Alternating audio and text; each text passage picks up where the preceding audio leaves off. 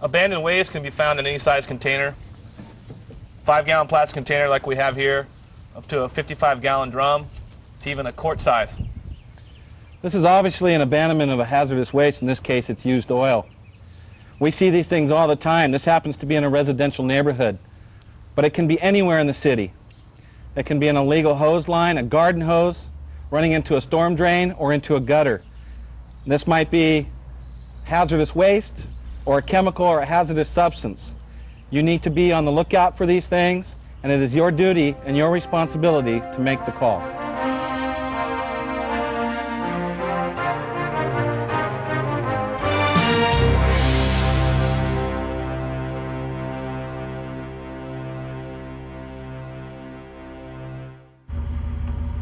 Abandoned waste and most discharges that enter the storm drain system have two things in common.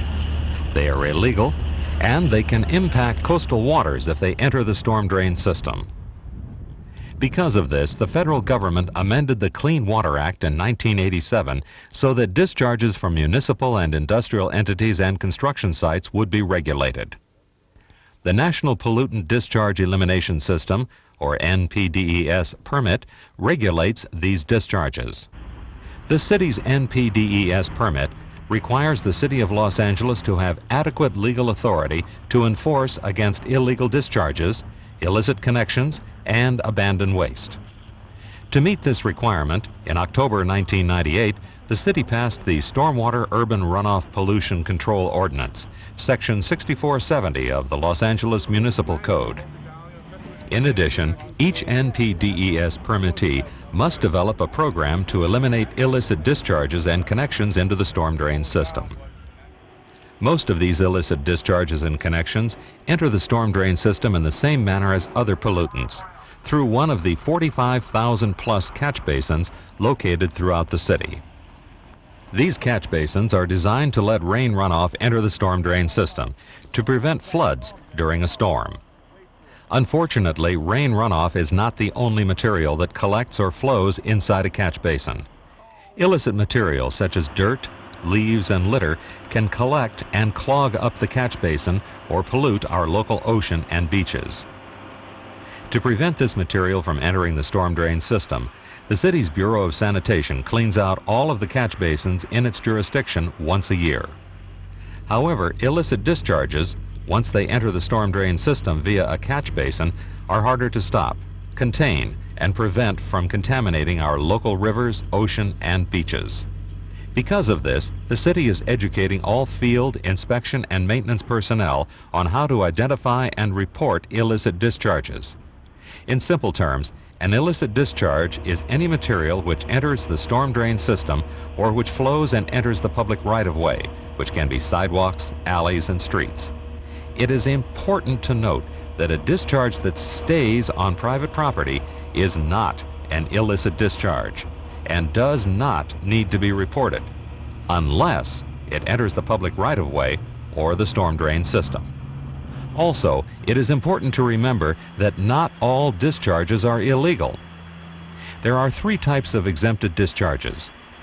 Discharges that come from a natural source, such as water from a natural spring. Discharges that arise from emergency firefighting activities. And discharges from an organization that has an NPDES permit. Besides exempt discharges, there are conditionally exempted discharges.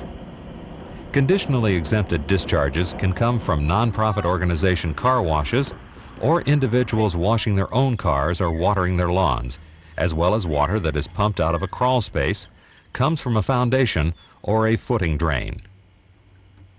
Other examples of conditionally exempted discharges are dechlorinated swimming pool water that is being pumped out by a homeowner, condensation from an air conditioning unit, and discharges that occur when flushing out a line, such as testing a fire hydrant or water that comes from a potable water source.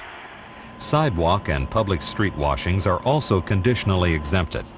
However, washing down other hard surfaces, like a business's concrete or asphalt parking area, may be an illicit discharge and should be reported to the Stormwater Hotline at 1-800-974-9794 so that the stormwater inspectors can investigate it. Illegal discharges can arise from accidental or deliberate actions.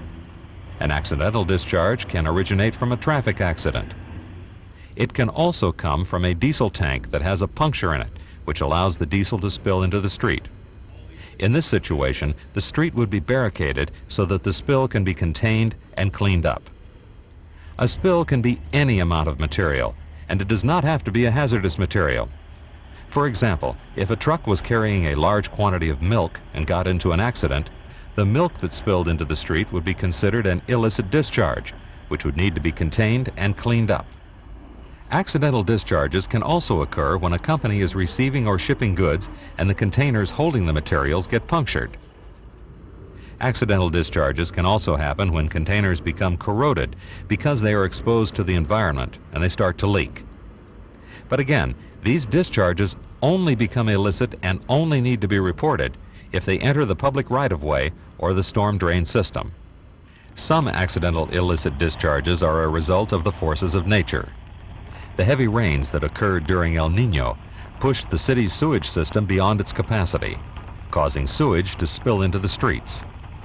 When something like this happens, the city's Bureau of Sanitation crews must take the appropriate steps to contain the spill and prevent it from entering the storm drain system. Besides accidental illicit discharges that happen just once, there are also long-term discharges that businesses do that were legal at one time but are now illegal. Once these businesses are informed about the local ordinance section 6470 and they continue the discharge, it becomes a deliberate illicit discharge. Regardless if it is an accidental or deliberate illicit discharge, it is your responsibility as a city employee to call the Stormwater Hotline at 1-800-974-9794 and report the discharge.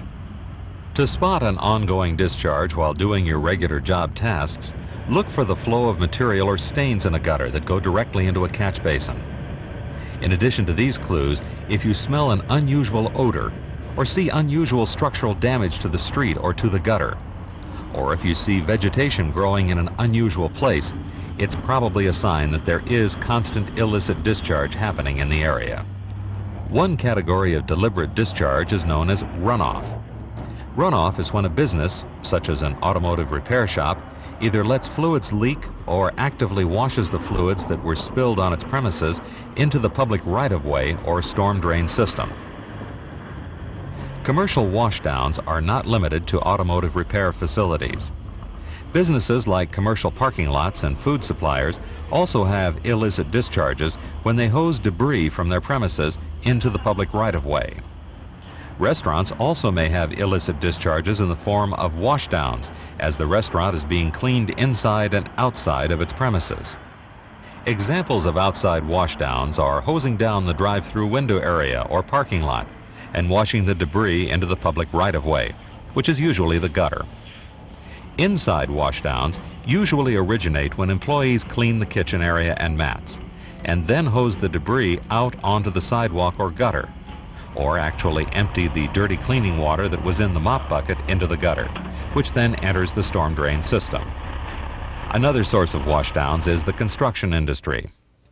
Two of the most common types of washdowns in this industry are when the chutes of the concrete trucks are hosed onto a public right-of-way, or when a water tender oversprays a construction site during dust control, which might cause spillage or site erosion. Besides washdowns, the vehicles going in and out of a construction site track dirt off the site and into the public right-of-way. These are also examples of illicit discharges that are common to the construction industry. Businesses that violate Local Ordinance Section 6470 are not limited to businesses that have a permanent location.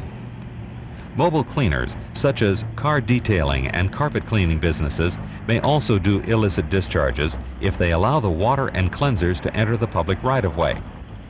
However, if they dispose of their liquid waste through the sewage system, and if they have a permit to do so, they are not in violation of the local ordinance. Illicit discharges can also be done by septic waste haulers or recreational vehicles that either accidentally or deliberately spill human waste onto any public right-of-way. Like human waste, Any animal waste that enters a public right-of-way or storm drain is also considered an illicit discharge. Because of this, all kennels, pounds, and pet stores must discharge their animal wastes into the city's sewage system. Besides being able to spot illicit discharges, you also need to be able to identify and spot illicit connections. An illicit connection is generally a makeshift pipe that has signs of an active or continuous illicit discharge that enters the public right-of-way or enters the storm drain system. Illicit connections usually come from businesses, homes, or commercial developments that may or may not have knowingly connected their sewage system into the storm drain system. Just like illicit discharges, if you see an illicit connection, it is your responsibility to call 1-800-974-9794 and report it. It's also important to be able to recognize abandoned waste when doing your routine job assignments. Look for containers that appear to have some type of liquid in them.